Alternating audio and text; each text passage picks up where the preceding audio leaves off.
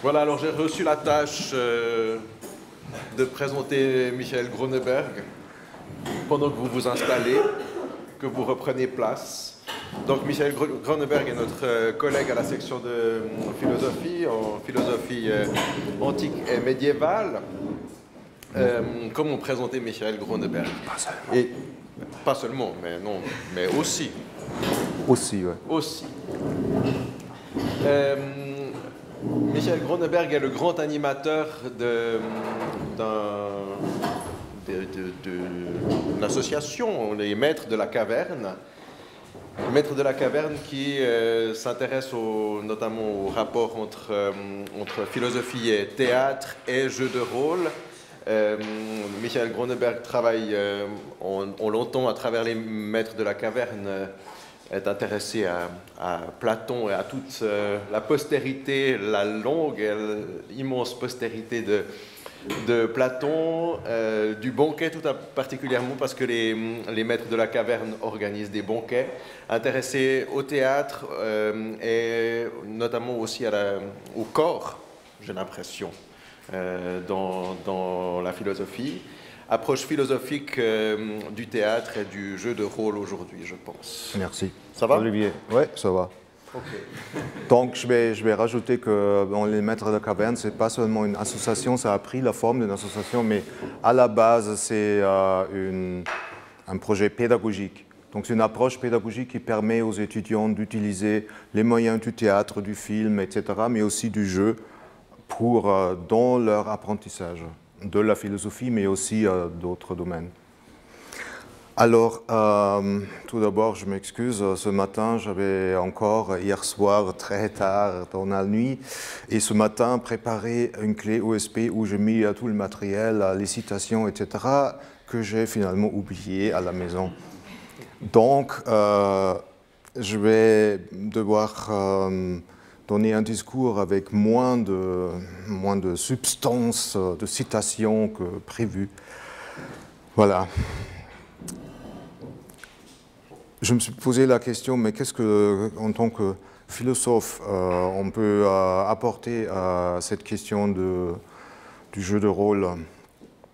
Et voilà, une entrée, donc je cherche une porte d'entrée. Une porte d'entrée pour le philosophe, c'est analyser un concept. Donc vous connaissez peut-être ou peut-être pas un peu l'histoire de la philosophie. Et en ce moment, il y a un grand courant qui s'appelle la philosophie analytique. Selon ce courant-là, la philosophie a la tâche d'analyser des concepts. Analyser des concepts. Donc, il m'importerait maintenant d'analyser ce concept de jeu de rôle. Il y a d'autres courants. Hein. Il y a, par exemple, Deleuze et Guattari, ils disent que la philosophie, non, c'est la création de concepts. Mais, dans les deux cas, vous entendez concept. Donc, je ne suis pas d'accord avec aucun des deux. Je trouve que Deleuze et Guattari, ils ont trop été influencés par ce courant analytique. Ils voulaient s'opposer. Et dans l'opposition, ils sont quand même... Il faut faire attention, parce que si on s'oppose trop à quelque chose, on commence quand même à être trop attaché à la chose. Et dans leur définition de la philosophie comme création de concepts, laissant à l'art la création les sentiments et les percepts, la perception, voilà, ils se sont trop figés autour du concept. Mais bon, voilà. Prenons première approche, analyser ou créer des concepts. Alors, jeu de rôle. Je ne suis pas complètement naïf, hein, comme je ne crois pas qu'une table ronde doit être ronde. Mais ça vaut peut-être quand même la peine de commencer par les composés, par les mots qui composent cette expression-là. Alors, il y a le rôle. Le philosophe s'émerveille, s'étonne devant ce mot rôle. parce que rôle, bon voilà, je suis là, je parle dans quel rôle? Je parle en tant que professeur, en tant que chercheur, en tant que pédagogue, en tant qu'organisateur, en tant que charlatan, en tant que maire, en tant que rôliste, en tant que meneur de jeu, en tant qu'homme, animal raisonnable. Vous voyez, il y a plusieurs rôles qu'on peut avoir. Il y a des rôles qui se superposent dans une et la même personne. Il y a d'autres rôles qui s'excluent. Quel est mon rôle, etc. Est-ce qu'il s'agit de ça? Fonction.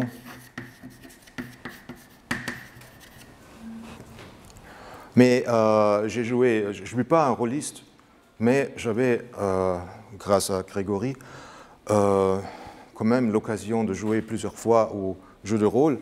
Et ce dont il s'agit là, c'est plutôt, je dirais, comparable à ce qui se joue sur scène au théâtre. On joue des personnages, non? On incarne, on essaie d'incarner des personnages, on crée des personnages.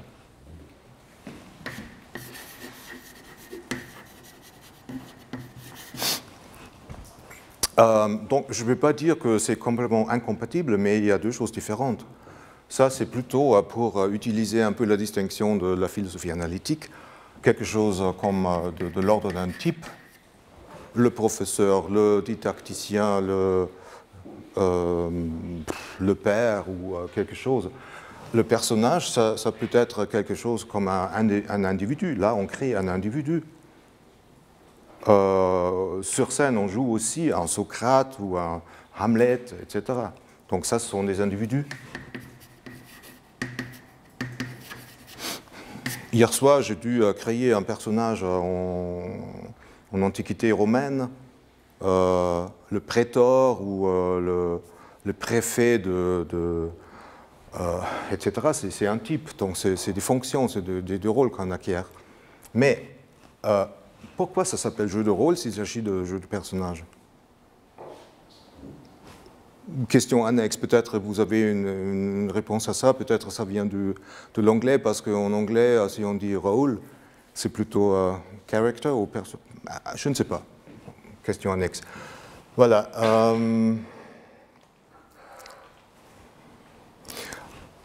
Moi, en tant que personne réelle, je peux avoir plusieurs rôles, et le personnage peut bien sûr aussi avoir plusieurs fonctions, et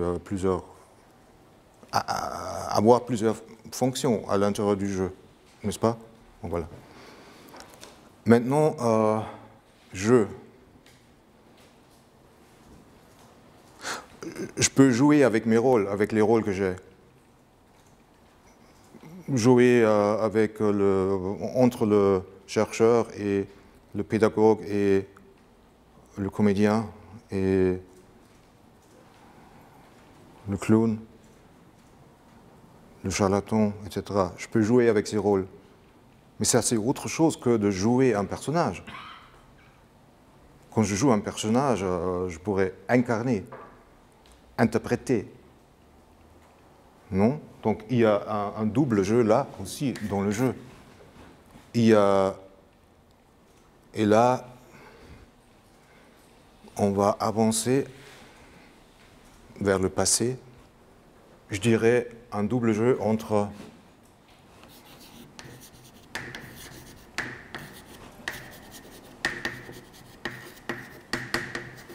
la païdia et la mimesis. Les enfants jouent. Enfin, on peut jouer autour d'une table, on peut jouer beaucoup de jeux qui n'ont rien à voir avec la mimesis. Avec un jeu qu'on traduit, donc la mimesis est souvent traduite par imitation ou interprétation. Mais bon, voilà, il y a cette distinction-là. On peut jouer comme des enfants jouent, on peut jouer au backgammon, ou trick-track, ou aux cartes, etc.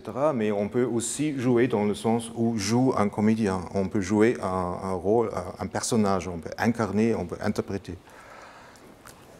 Voilà, et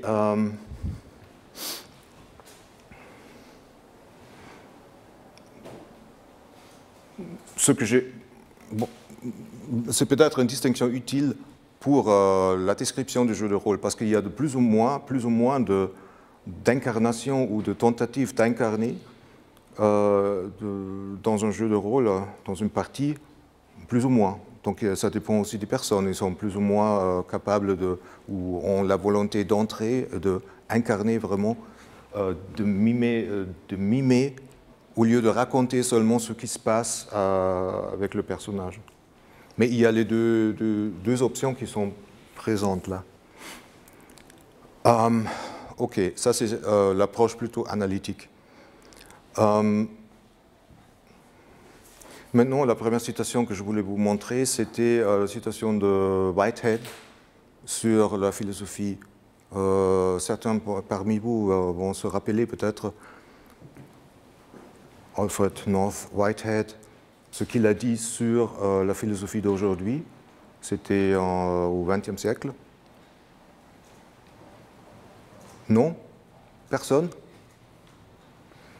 La philosophie est encore et toujours une suite de notes de pages, de pas de pages, à Platon.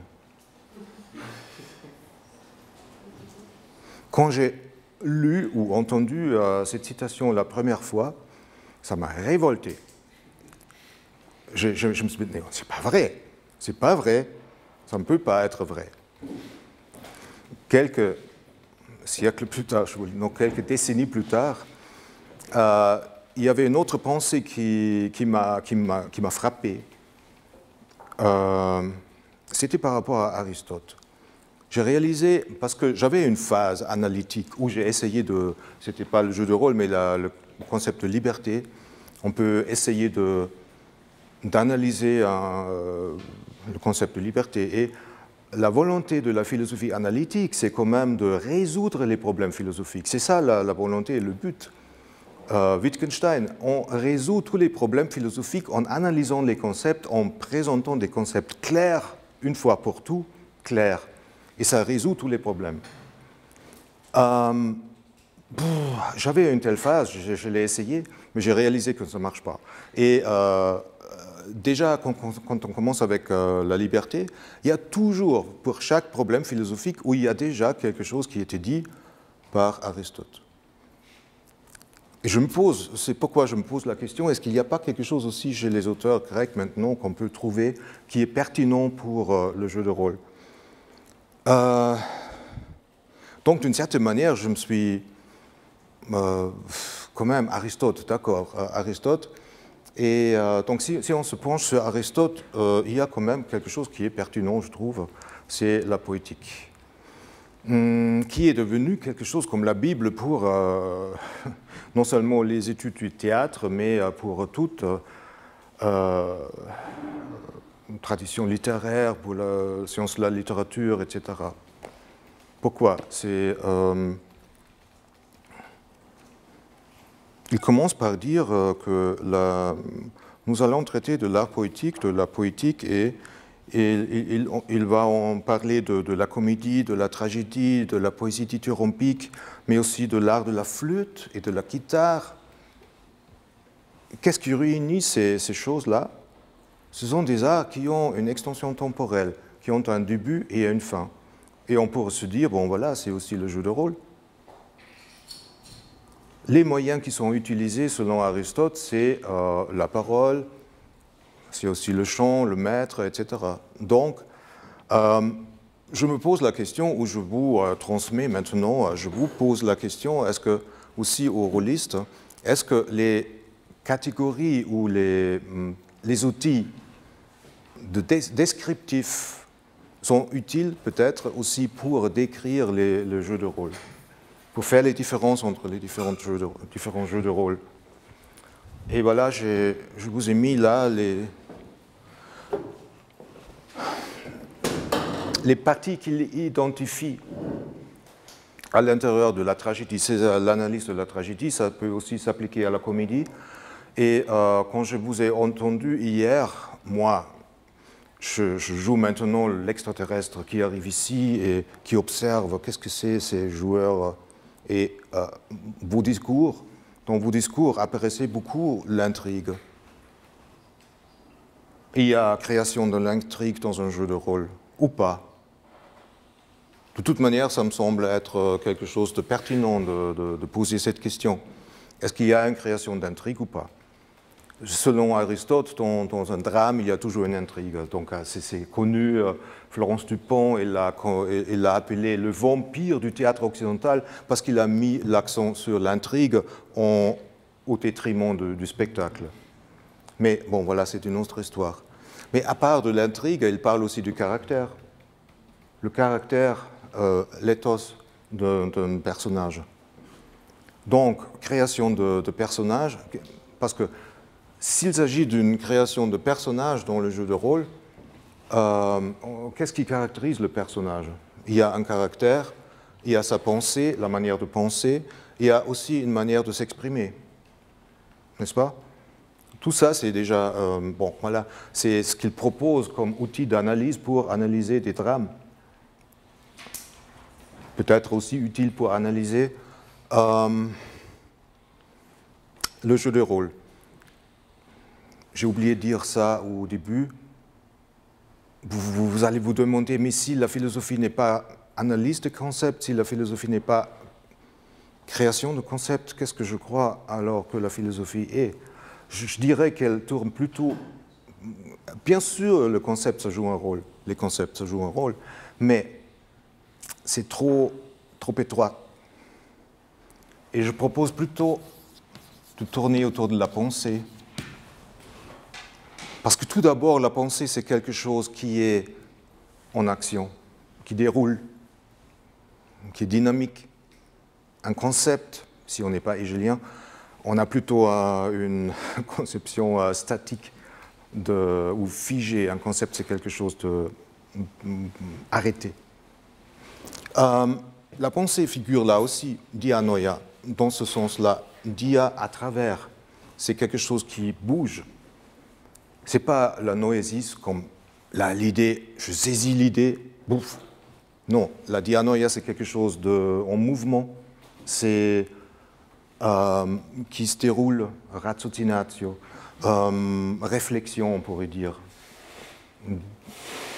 La réflexion, qui s'exprime dans la parole, bien sûr. Selon Aristote, il est très clair. Qui s'exprime dans la parole, dans l'argumentation, dans une démonstration, dans une réfutation, de différentes manières. Il y a tant de manières différentes de penser. Et c'est ça que je veux vous lancer comme question ou comme peut-être pas provocation, non, comme proposition. Est-ce que ça vaut la peine de se pencher aussi sur l'analyse des manières de penser des personnages? Il y a des manières d'agir. Bien sûr, l'action est prédominante dans l'analyse d'Aristote, mais il y a aussi la pensée. Et la pensée, donc, dans l'analyse du théâtre, on a toujours l'action, où l'action est dominante. Mais maintenant, il y a aussi le théâtre post-dramatique. Il y a du théâtre, il y a des présentations sur scène qui n'ont pas vraiment une intrigue, etc. Donc ça existe aussi. Là, on se focalise beaucoup plus sur le comment est-ce que sont les caractères, les personnages, comment est leur caractère, etc. Le style, leur comment.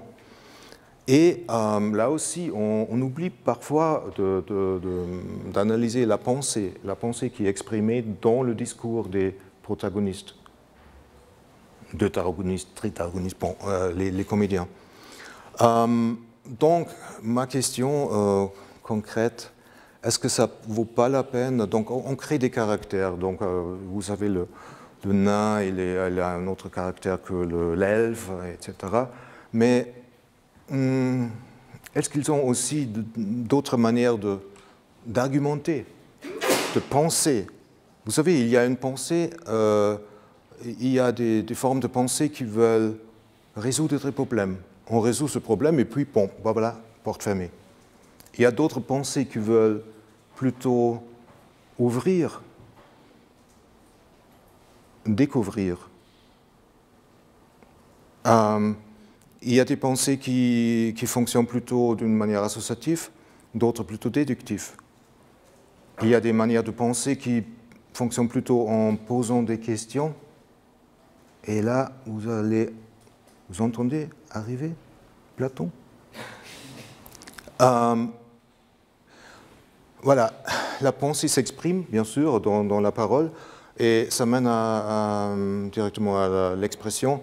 Bien sûr, on peut s'exprimer en disant la même chose, on peut s'exprimer différemment, avec différents mots, dans différentes langues, avec différentes intonations, etc.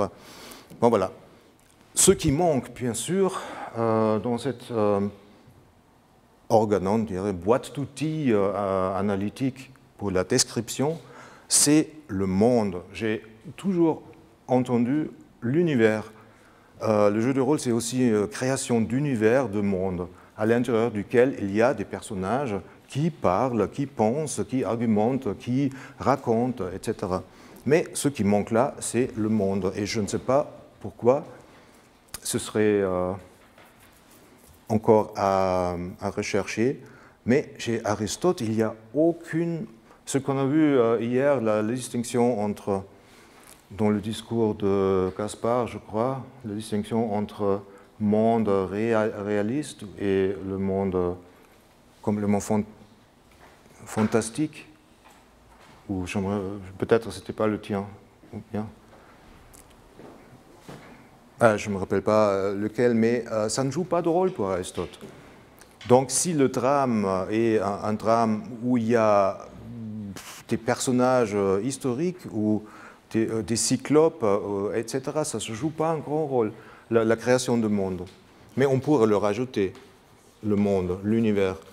Et parce que lui, il pose la question, mais qu'est-ce qui est mimé? Bon, il dit que tous ces arts-là qu'il décrit, ce sont des mimésis. C'est la mimésis qui est à la base de tous ces arts. Tous ces arts. Et ce qui est mimé, c'est la pensée, le caractère, l'action. Et on pourrait rajouter peut-être aussi le monde. Il y a différents mondes qui peuvent être mimés. Objet d'imitation, de mimésis, disons plutôt, parce que là, il y a un problème de traduction qui est fondamental. Je dois rajouter ça entre parenthèses, parce que si vous avez lu, par exemple, Schaeffer, etc., dans notre monde moderne, le mot mimésis, qui est maintenant aussi un mot de la langue française, est la plupart du temps traduit par imitation, parfois aussi par représentation, et ça connote trop quelque chose comme la copie d'un original, cette relation entre original et copie. Tandis que on peut voir ça en analysant les textes d'Aristote, de Platon, mais aussi de Plotin. La mimésis peut aussi prendre l'acception du jeu.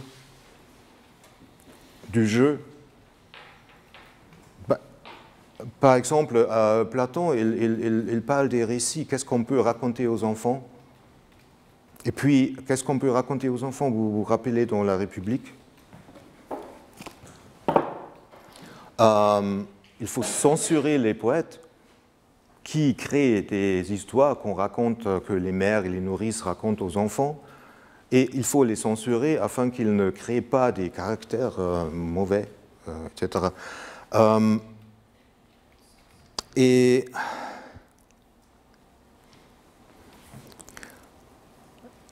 là-dedans, il dit qu'il y a, après la censure du contenu, il passe à la manière de raconter. Et la manière, c'est plutôt cet aspect-là. Comment est-ce qu'on peut raconter quelque chose? Et là, il fait la grande distinction encore applicable aujourd'hui entre la diégèse et la mimésis. Donc, par la narration, donc je raconte ce que j'ai vu, ce que j'ai vécu, etc. Je raconte. Ou bien, je le joue, je le représente. en le jouant, en agissant moi-même, en répétant cette action. Ça va sur scène, ça va aussi dans un texte, comme Homère le fait selon Platon. D'abord, il raconte ce qui s'est passé là devant Troie, et puis il fait comme s'il était Agamemnon et les autres, et Achille, etc. Et il y a un jeu dialogique.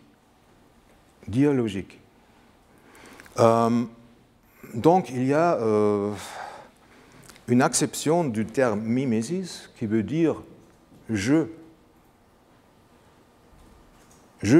mimétique, jeu dialogique. Mais plus encore, on peut montrer que, chez Plotin en particulier, ça peut aussi prendre, c'est aussi possible de parler d'une mimésis s'il s'agit de deux entités complètement différentes, comme l'idée qui s'exprime dans la matière. La mimésis de l'idée dans la matière. Ce n'est pas comparable, ce n'est pas comme copie et original. Ce n'est pas quelque chose de visible, audible. Non, c'est quelque chose de concevable et visible. Et là, on ne peut plus parler d'imitation, on ne peut plus parler de représentation, mais c'est plutôt de l'ordre de l'expression,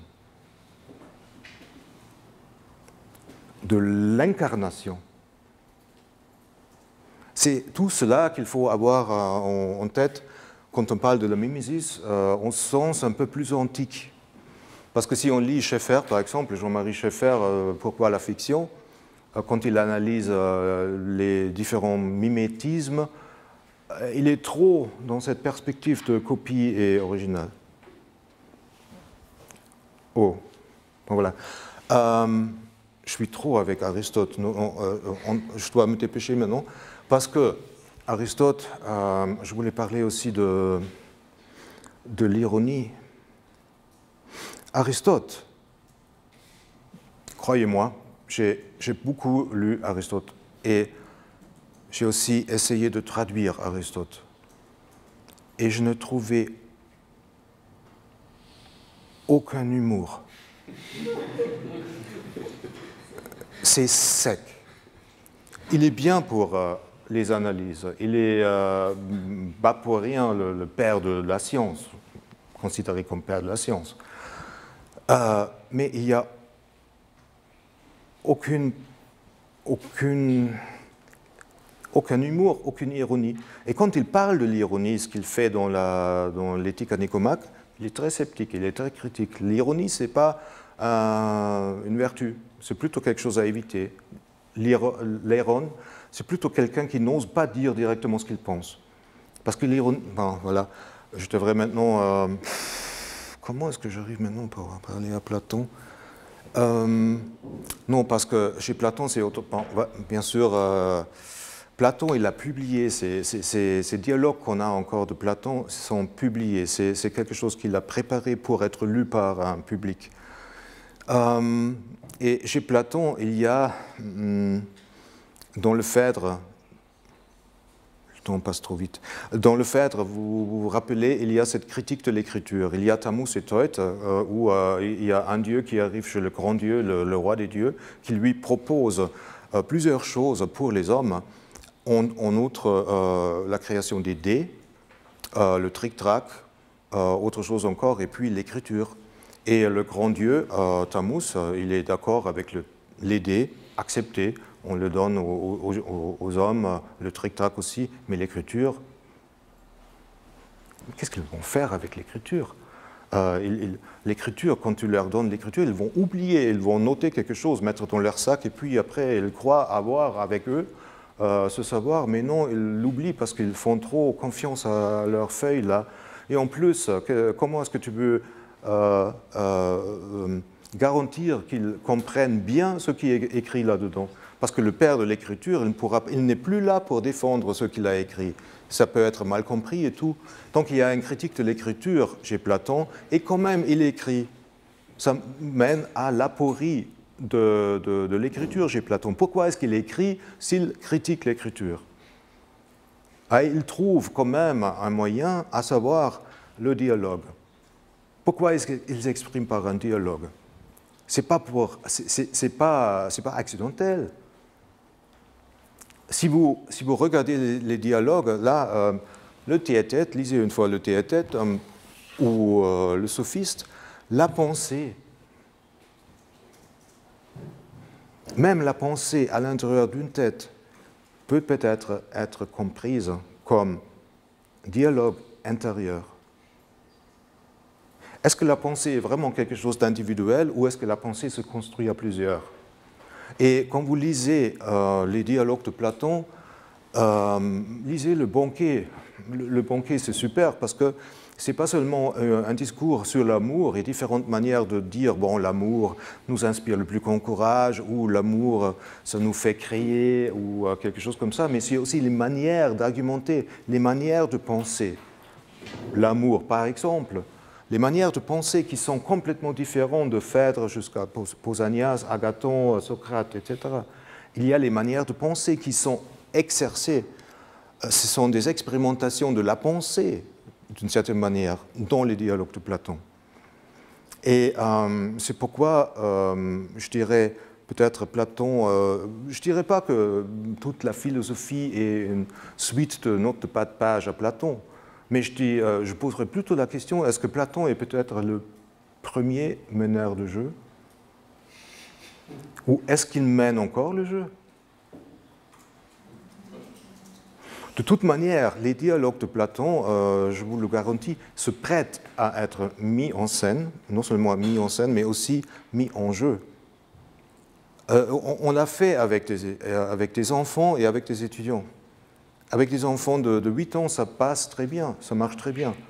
Laissez-les jouer ces dialogues pour découvrir. C'est aussi quelque chose qui est fait en outre, je rajoute ça maintenant comme information, aux autres écoles d'art, comme à la Manufacture, dans la formation de comédiens.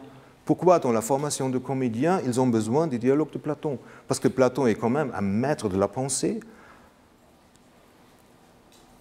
Et il utilise les dialogues de Platon pour jouer la pensée.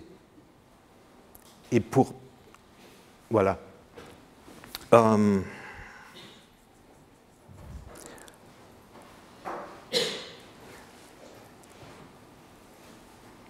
Ouais, il y aurait beaucoup à dire sur la République, parce qu'il condamne quand même, il semble condamner la mimésis, mais je veux dire, si on prend une perspective comme ça, dans la lecture de Platon, il y a deux grands courants, on peut dire. Il y a une lecture de Platon qui essaie, bon, récemment, d'établir le dogme derrière les dialogues. Donc la tâche serait plutôt de trouver le dogme, donc ce que Platon pense lui-même. Donc peut-être il avait une doctrine qu'il n'a pas osé mettre directement par écrit. Mais il y a une autre lecture de Platon qui regarde les dialogues de Platon plutôt comme quelque chose qui n'est jamais vraiment... C'est une incitation à penser nous-mêmes qui n'est jamais terminée. C'est une ouverture. Est-ce qu'on lit Platon avec une pensée qui cherche la fermeture, le dogme, ou l'ouverture qui n'a jamais de fin? Donc, une incitation à penser nous-mêmes qui automatiquement mène à la tâche de trouver des moyens de le faire. Et ainsi, c'est un peu provocateur maintenant peut-être de dire le jeu de rôle est la réalisation de l'idée de Platon. Ben, point d'interrogation. Voilà, je dois terminer.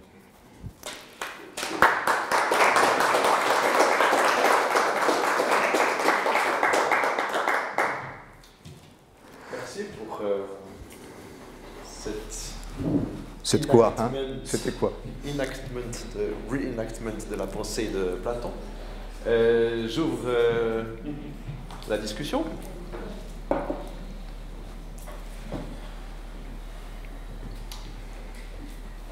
Merci beaucoup de ta présentation. Bon, une petite remarque d'abord, histoire de quand même montrer que j'ai été étudiant en français. À 2 reprises pour ta présentation, j'ai pensé à Nathalie Sarraute, et c'est, d'une part, par ses pièces de théâtre, où finalement, au niveau du texte, pas grand-chose qui se dit, tout se passe, on dirait, dans dans la pensée. Et j'ai bien trouvé ce schéma-là. Et surtout quand tu mentionnais cette pensée comme dialogue, ou dialogue comme pensée. Parce que Nathalie Sarraute, elle a fait une autobiographie et elle a fait ça à deux voix qui se répondent l'une à l'autre, précisant que ah non, là, c'est pas tout à fait juste, sois plus franche, ou je ne sais quoi. Et en effet, comme tu montres avec ces dialogues-là, je trouve qu'il y a un vrai pouvoir du dialogue pour nourrir cette pensée et la faire avancer. Presque une sorte pour revenir un peu dans le domaine holistique, de co-création de co-création avec soi-même, si tu veux. J'aimerais aussi revenir sur cette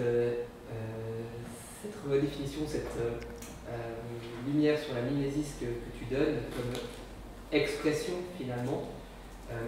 Je sais que tu as mis en scène, tu as proposé une traduction du banquet de Platon pour la scène, et tu as aussi fait un projet sur la République de Platon, où justement les étudiantes et étudiants proposaient autre chose. Ils n'étaient pas juste en train de déclamer du texte, et il y avait une représentation ou expression de cette République par certaines performances. Pour ça, vous pouvez nous en dire un petit peu plus.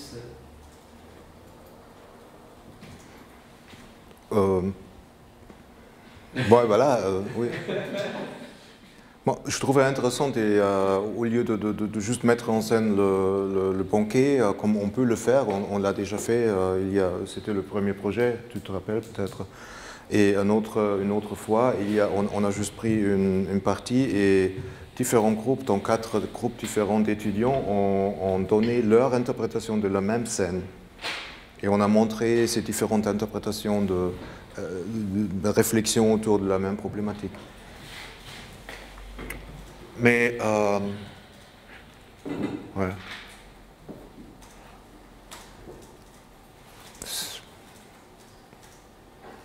Je ne pouvais pas parler, je crois que j'ai annoncé dans le titre l'ironie ou quelque chose, parce que ça c'est l'élément qui manque encore. Socrate est connu pour son ironie, mais Socrate, lequel? Le Socrate historique ou non, c'est le Socrate de Platon, parce que le Socrate de Xénophon, etc., c'est un peu différent, beaucoup plus sec. Hein. Le Socrate, donc l'ironie de Socrate était créée par Platon. Donc l'ironie est du fait de Platon. Et se pose donc la question, qu'est-ce que c'est l'ironie? L'ironie, c'est quand je dis « Ah, que cette salle est belle ». Vous voyez que je pense autre chose que ce que je dis. Mais est-ce que c'est ça l'ironie? C'était ouvert, c'était clair. Hein? Peut-être c'est aussi mettre en suspens. Peut-être je pense ça, peut-être pas. Donc je prends une distance. Donc une distance, c'est un moyen de distanciation à l'intérieur de la parole.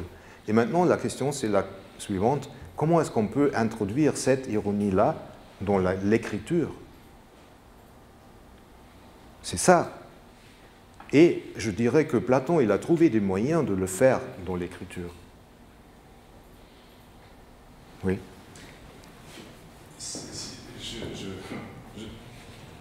Tu joues à poser des questions, là.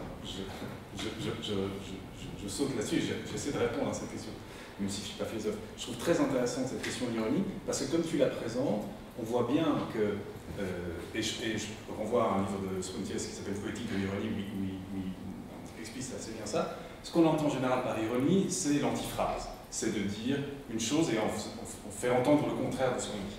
Alors qu'en fait, il y a une profondeur d'ironie qui est celle que tu exprimes, qui est le double langage, le double langage parallèle. Deux vérités se côtoient sans s'annuler. Et moi, ce que je trouve vraiment très convaincant et très inspirant dans ce que tu nous dis, c'est que je ne sais pas si Platon est le père du jeu de rôle, en tout cas, il me semble être clairement le père d'une propension, d'une d'un dispositif qu'on a observé durant ces 2 jours de manière constante, c'est la pluralisation, c'est la multiplication des voix, et des voix de création, des voix d'auteur.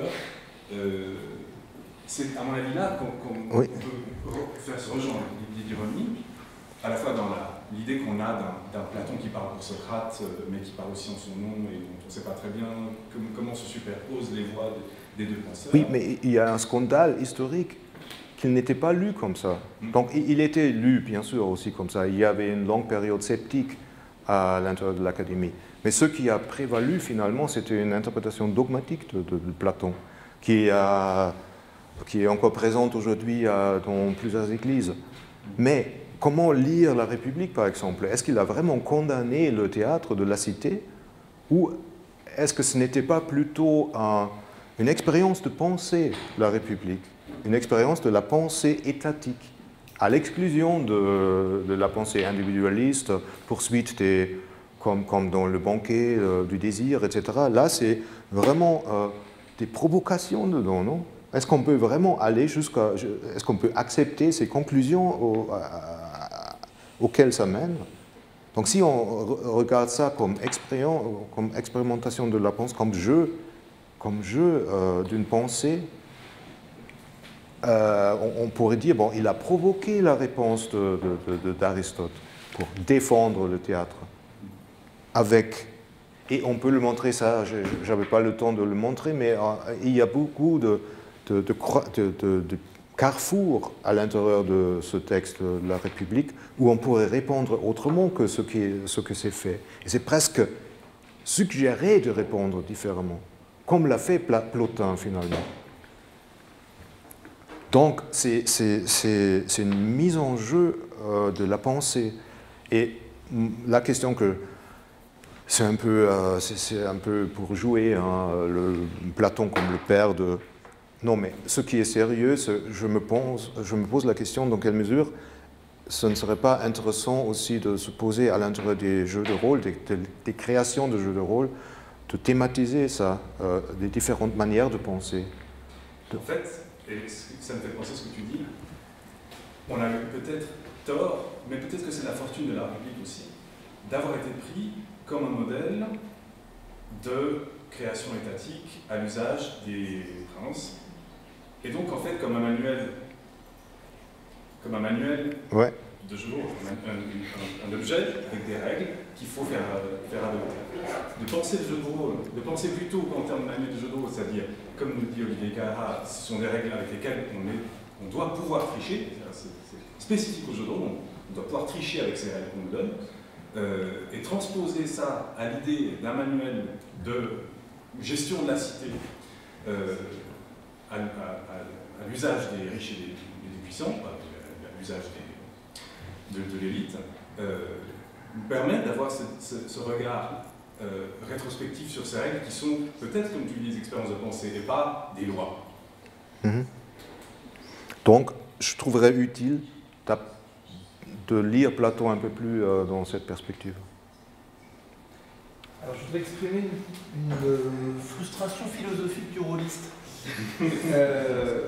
dont j'ai pas mal discuté avec Jean-Marie Schaeffer, justement, que tu cites à plusieurs reprises, qui est pourquoi le débat sur la fiction, même depuis la fin du XXe siècle et le début du XXIe, reste-t-il dominé par la question de la mimésis et donc par un ping-pong permanent entre la République et la poétique, alors qu'on a chez Platon et chez Aristote une pensée mathématique qui serait quand même très intéressante. Alors j'ai essayé pour ma part de le faire un peu, mais dans un autre texte qui est défini à la fiction, de rappeler quand même qu'on lance des dés, on lance par terre, et qui sont pour la plupart des solides platoniciens, quand on joue, c'est-à-dire qu'on a, alors tu l'évoques à propos de Plotin, on a dans le jeu de rôle pas seulement une espèce de théâtre réglé, mais on a un système mathématique qui vise à simuler ce qui se passe.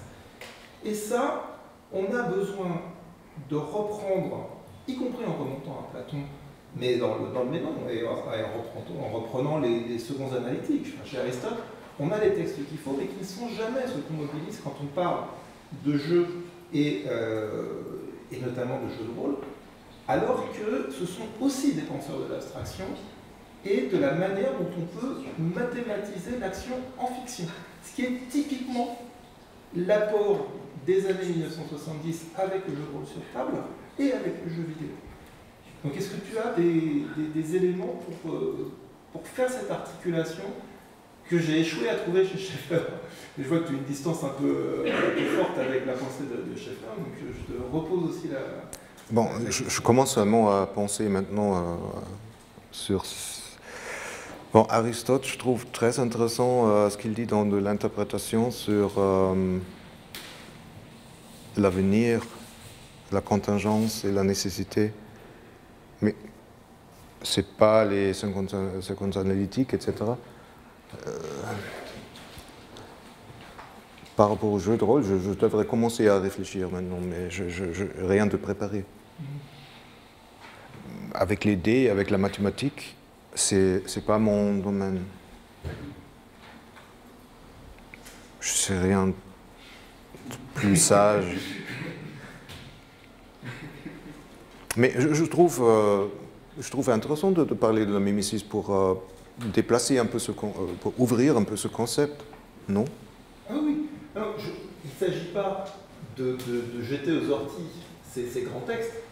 Il s'agit simplement de dire, attention, dans un jeu de simulation, il y a quand même, depuis justement ces années 70, le souci de motoriser, de mathématiser, et en repartant de ces mêmes philosophes et de cette tradition de la fiction mathématique qui est plus à trouver chez Jean-Pierre Clairaut, enfin chez d'autres auteurs contemporains qui analysent ça, mais avec un regard de mathématicien, on a des points d'entrée sur la fiction abstraite et puis sur cette double culture qui est nécessairement présente chez les auteurs de jeux de rôle quand ils se disent « Ok, comment vais-je représenter une situation de combat, d'enquête, de situation non triviale qui suppose pas simplement de confronter la parole de deux personnages joueurs, mais de dire, bon, bah là, on va lancer les dés parce qu'il n'y a qu'un système de simulation qui va nous permettre de nous mettre d'accord. C'est ce qui va faire la différence entre le jeu de rôle sur table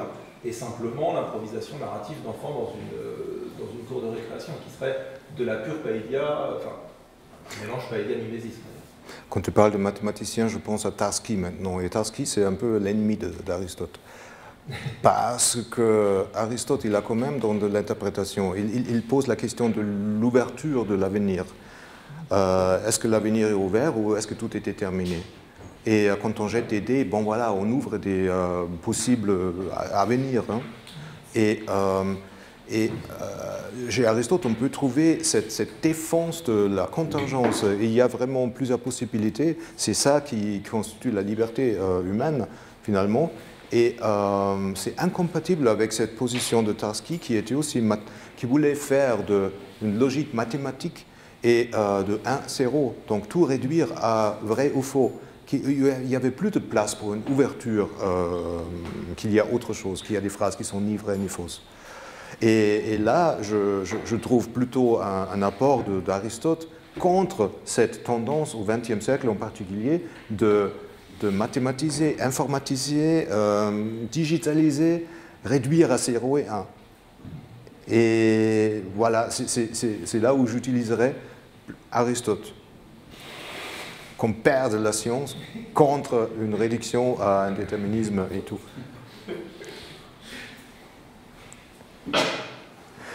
Encore une question? Peut-être une réponse? Est-ce l'heure des